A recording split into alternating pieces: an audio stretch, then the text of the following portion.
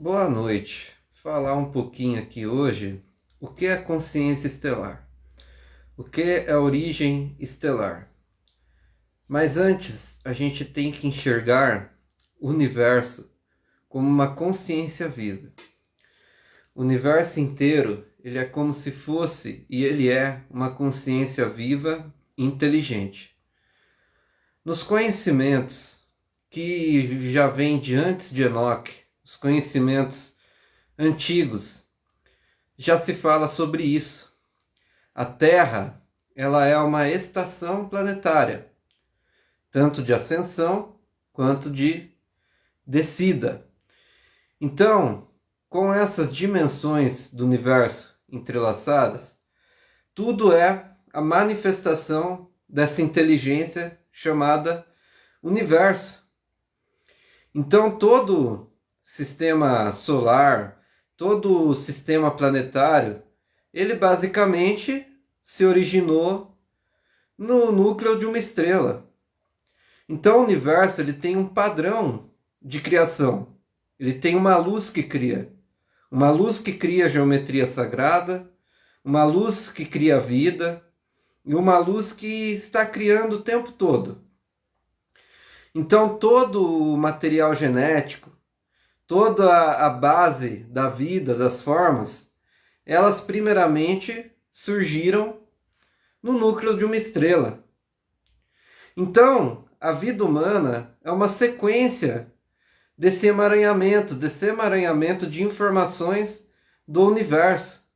Quando você admite o fato que o universo é uma consciência inteligente, que cria o tempo todo, o universo tem um mecanismo de funcionamento, ele tem uma perfeição, ele tem uma repetição de padrão. Então o que acontece na origem estelar é a repetição de padrão. Por exemplo, aqui na Terra a gente tem os gatos, os felinos. Na parte estelar a gente vai ter a descendência dos lirianos. Por exemplo, aqui na Terra a gente tem serpentes. Na parte estelar você vai ter as serpentes emplumadas que vieram de Órion. Seres meio serpentes, meio aves, um ser híbrido. Então, e nas próprias descrições também, os alienígenas insetoides, que lembram louva-a-Deus. Então o universo está repetindo o padrão de criação. Então toda vez que a gente fala em vida alienígena, a gente tem que olhar para a Terra e ver que o resultado dessa vida alienígena está aqui na Terra, em cada forma de ser. Cada tipo de ser ele vai lembrar uma descendência alienígena. Por que a gente fala descendência alienígena? Porque a Terra ela é uma estação planetária que está na 3D. A gente ainda não avançou para 5D. A gente ainda está nesse processo. Mas quando a gente fala de uma descendência, a gente está reconhecendo que essa inteligência que habita o universo inteiro, ela repete alguns padrões. Por exemplo, as espirais da galáxia. É um padrão do universo. O sistema solar comparado ao funcionamento de um átomo. É o padrão do universo. Então, quando você distingue isso, você começa a perceber também que a sua descendência alienígena ele é um parâmetro disso. Então você vai perceber que os seres estelares que habitaram na Terra, eles tinham padrões de seres que tem até aqui. Os lirianos com os gatos, as serpentes emplumadas, os seres draconianos que lembram um lagarto, um dragão, um lagarto. Porque a Terra, em cada forma de vida, ela está repetindo um padrão de DNA estelar. Porque o DNA, ele nasce na luz das estrelas. Então, quando a gente trabalha com o mapa de origem estelar, a gente está trabalhando com a numerologia, com a ressonância, para acessar o propósito original da pessoa. Da onde ela veio, qual que é a função dela nesse planeta, o que ela veio aprender. Então, a Terra, ela é uma estação planetária para DNAs e vidas de várias partes do universo. Várias partes do universo. Então, o que é para nós hoje? A gente tem uma visão um pouco ainda, é uma visão que ela ainda é um pouco limitada do ser humano, que olha um pouquinho mais pela visão da matéria. Mas quando você começa a olhar o universo como em termos de energia, você vai perceber que os padrões no universo eles se repetem. Mas aí, como uma cliente que fez um mapa estelar me perguntou, ela perguntou para mim assim, mas eu fiquei sabendo que os acáriens, que são as aves azuis, e os lirianos, eles vivem em harmonia anteriormente. Por que às vezes a gente tem descrição de guerras entre esses seres alienígenas? A cliente me perguntou. Por quê? Porque a gente tem que entender que todos os seres de suas estações planetárias, eles passam por um processo de ascensão e descensão. Então, quando esses seres estão em 3D e em 4D, eles têm esse histórico de conflito.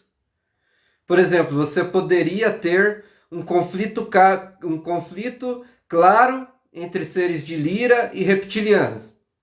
Ele é um conflito que atende a essa dimensão de descensão. Agora, quando os seres ascensionam de suas estações planetárias e alcançam uma consciência de 5D, eles não têm mais a necessidade do conflito. Uma outra pergunta que eu recebi também.